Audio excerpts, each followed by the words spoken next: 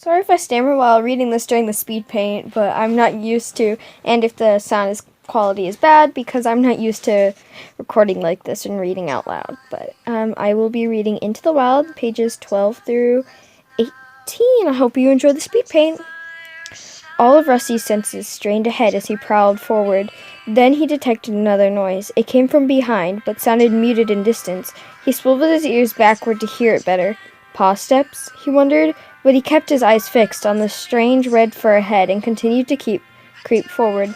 It was only when the faint rustling behind him became a loud and fast-approaching leaf crackle that Rusty realized he was in danger. The creature hit him like an explosion, and Rusty was thrown sideways into a clump of nettles. Twisting and yowling, he tried to throw off the attacker that had fastened itself to his back. It was gripping him with incredibly sharp claws. Rusty could feel spiked teeth pricking at his neck. He writhed and squirmed from whisker to tail, but he couldn't free himself for a second. He felt helpless. Then he froze. Thinking fast, he flipped over onto his back. He knew instinctively how dangerous it was to expose his soft belly, but it was his only chance. He was lucky. The ploy seemed to work. He heard a huff behind him as the breath was knocked out of his attacker. Thrashing fiercely, Rusty managed to wriggle free. Without looking back, he sprinted toward his home. Behind him, a rush of paw steps told Rusty his attacker was giving chase. Even though the pain from his scratches stung beneath his fur, Rusty decided he would rather turn and fight than let himself be jumped on again. He skidded to a stop, spun around, and faced his pursuer. It was another kitten with a thick coat of shaggy gray fur, long legs, and a broad face. In a heartbeat, Rusty smelled that it was a tom and sensed the power of the sturdy shoulders underneath the soft coat. Then the kitten thrashed into Rusty at full pelt. Taken by surprise by Rusty's turnabout, it fell back into a dazed heap. The impact knocked the breath out of Rusty, and he staggered. He quickly found his footing and arched his back, puffing out his orange fur, ready to spring onto the other kitten, but his attacker simply sat up and began to lick his forepaw. All signs of aggression gone. Rusty felt strangely disappointed. Every part of him was tense, ready for battle. "Hi there, Kittypet," meowed the gray tom cheerily. "You put up quite a fight for a tame kitty." Rusty remained on tiptoe for a second, wondering whether to attack anyway. Then he remembered the strength he had felt in the kitten's paws when he had pinned him to the ground. He dropped onto his pads, loosening his hackles and letting his spine unbend. "And I'll fight you again if I have to," he growled. "I'm Graypaw, by the way," the tiny kitten went on, ignoring Rusty's threat. "I'm training to be a ThunderClan warrior."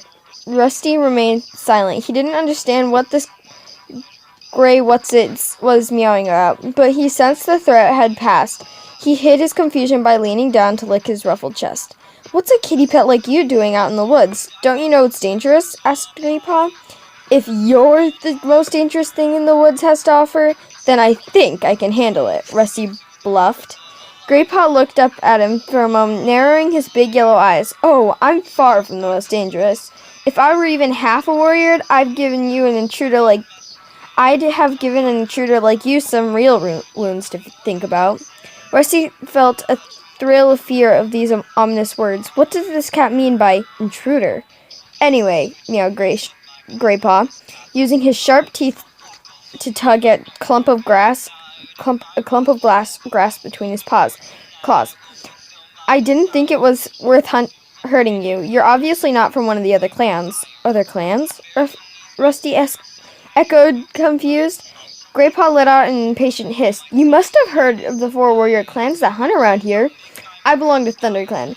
The other clans always try to steal prey from our territory, especially Shadow Clan. They're so fierce they would have ripped you to shreds, no questions asked." Graypaw paused to spit angrily and continued. They come to take prey that is rightfully ours. It's the job of a ThunderClan warrior to keep them out of our territory. When I've finished my training, I'll be so dangerous, I'll have the other clans shaking in their flea-bitten skins. They don't dare come near us then." Rusty narrowed his eyes. This must be one of the wildcats Smudge was warning him about, living rough in the woods, hunting and fighting each other for every last scrap of food. Yet Rusty didn't feel scared. In fact, it was hard not to admire this confident kitten. So you're not a warrior yet? He asked. Why? Did you think I was? Grey Paw purred proudly, then he shook his wide furry head. I won't be a real warrior for ages. I have to go through training first. Kids have to be at least 6 moons old before they can even begin training. Tonight is my first night out as an apprentice. Why don't you find yourself an owner with a nice cozy house instead? Your life would be so much easier, Rusty meowed. There are plenty of housefolk who'd take in a kitten like you. All you have to do is sit where they can see you and look hungry for a couple of days. And they'd feed me pellets that look like rabbit droppings and soft slop, Grey Paw interrupted. No way! I can't think of anything worse than being a kitty pet. They're nothing but two-legged pet toys, eating stuff that doesn't look like food, making dirt in a box of gravel, sticking their noses outside only when their 2 legs allow them. That's no life. Out here, it's wild and free. We come and go as we please, he finished his speech with a proud spit, then meowed mischievously. Until you've tasted a fresh-killed mouse, you haven't even lived. Have you ever tasted mouse? No, Rusty admitted, a little defensive. Not yet. I guess you'll never understand, Grey Paw sighed. You weren't born wild. It makes a big difference. You need to be born with warrior blood in your veins, or feel the wind in your whiskers. Kitties born in 2-leg nests would never feel the same. Rusty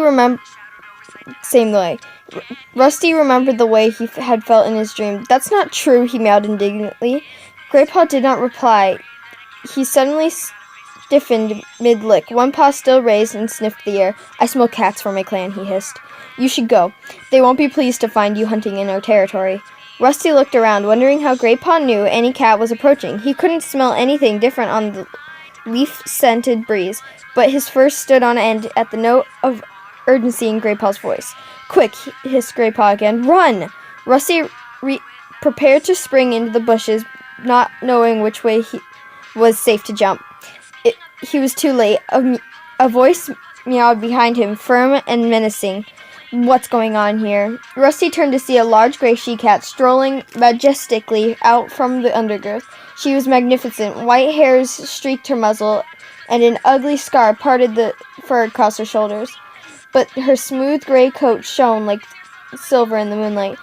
Blue Star! Beside Rusty, Grey Paw crouched down and narrowed his eyes. He crouched even lower when a second cat, a handsome golden tabby, followed the gray cat into the clearing.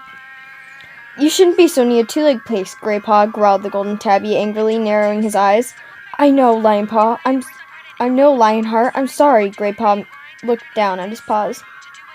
Rusty copied Grey Paw and crouched low to the forest floor, his ears twitching nervously. These cats had an air of strength he had never seen in any of his garden friends. Maybe what Smudge had warned him about was true. Who is this? Asked the she-cat. Rusty flinched as she turned her gaze on him. Her piercing blue eyes made him feel even more vulnerable.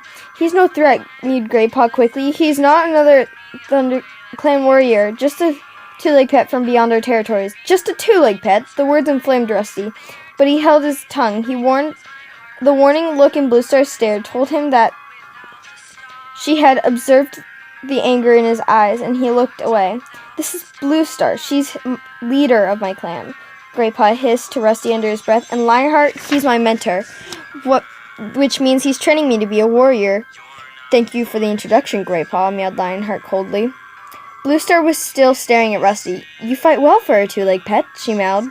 But Rusty and Grey Paw exchanged confused glances. How could she know?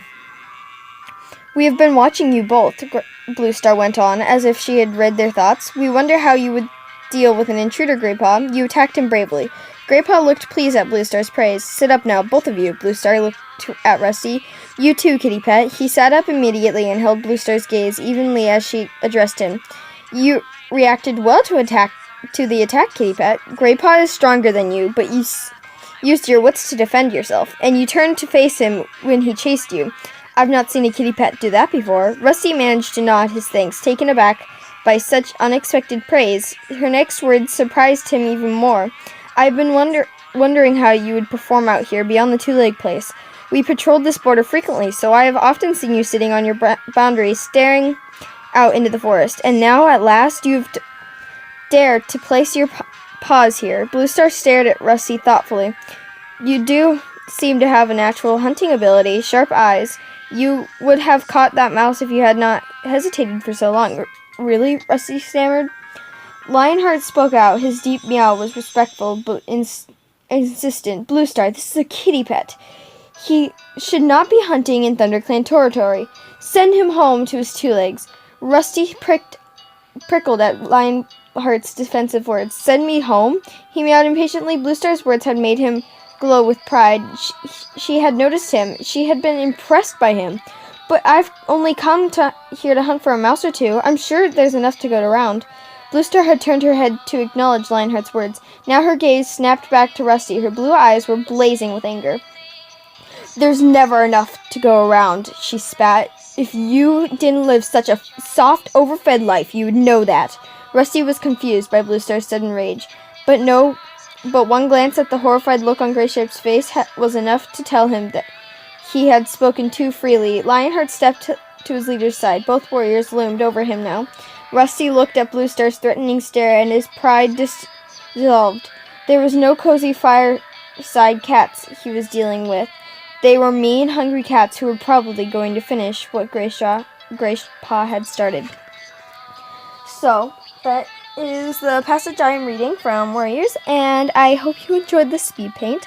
Overall, the speed paint took 1 hour and 25 minutes and 11 seconds, so it was kind of a pain to make, and yeah, I hope to see you guys all in the next one. Goodbye!